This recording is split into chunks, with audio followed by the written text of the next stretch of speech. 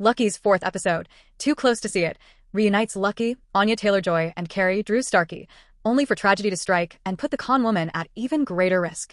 What starts as a tense exchange between betrayed spouses devolves into a chase as the FBI, as well as Priscilla, Annette Bening, and Dutch, Clifton Collins Jr., try to catch the duo. But when Cary makes a choice that endangers them both, the couple are forever changed by the outcome. Since the beginning, it's been obvious Lucky and Cary don't have the same training. She is clear-headed and quick on her feet, using circumstances and a knack for being underestimated to her advantage. He fares better in conversation, letting intimacy and love tip the hand in his favor. The situation at hand calls for more than charm, and it's Cary's inability to think ahead that ultimately seals his fate. As for Lucky, by the end of the episode, her problems have gotten a whole lot worse thanks to Cary's decision-making. While he pays the price, she's left to fend for herself again with the possibility of even dire consequences awaiting her. Too Close to See It picks up right where episode 3 left off. Lucky and Cary are in a standoff over the money they stole as Lucky demands he give her the 12-word seed phrase to his Bitcoin account. In trying to explain himself, Cary goes to touch her and ends up with a bloody nose for his trouble. He gives Lucky a bag of ice for her bruised knuckles and the two hash it out. Cary's excuse for leaving Lucky is that he did it to protect her.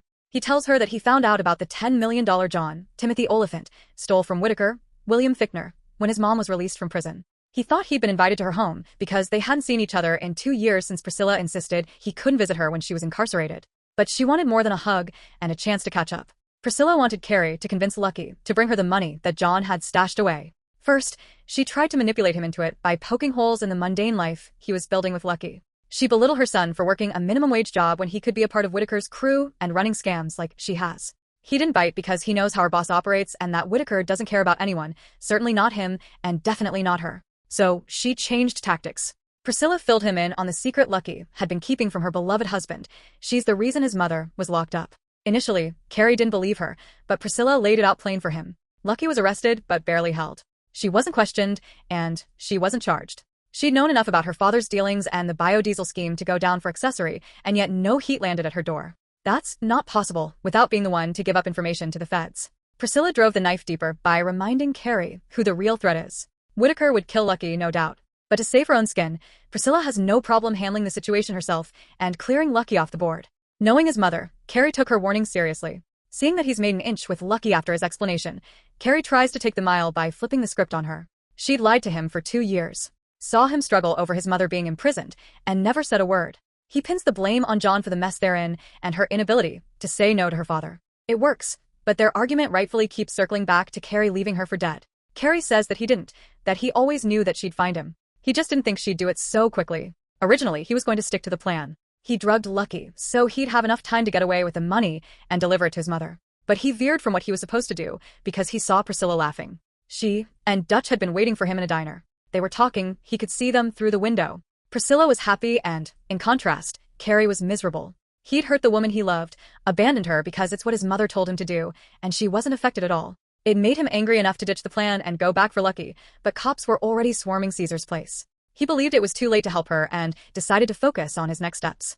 Cary admits that thinking his mother would go after him and not Lucky was a miscalculation. But he digitized the money so that no one could get their hands on it, not even his wife. Frustrated, Lucky grabs his gun and tries to threaten Cary into giving her the seed phrase. He, however, doesn't believe she'd shoot him. Short-sighted, he leaps all the way to her not being willing to kill him, to which she points out she never said anything about killing him. She could very well shoot him in the leg or the foot to get her point across. But Lucky doesn't have the chance to do either because Billy, Ingenue Ellis Taylor, Gates, M.O. McCrae, and the FBI Fugitive Task Force have arrived at Cary's beachfront property, and they're banging at the door. Cary throws Lucky the keys to his Bronco, and the two make a quick escape through the wall of his garage. Cary knows having Lucky in the driver's seat increases their odds in getting away from the police. However, he can't help but comment as she flies through La Jolla trying to shake their tail.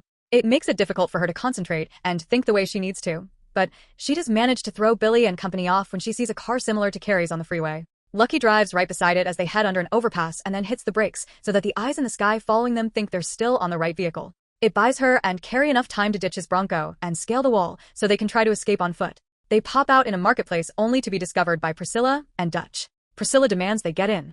Lucky runs and Cary follows, the two of them dashing through the crowd until they hit a garage.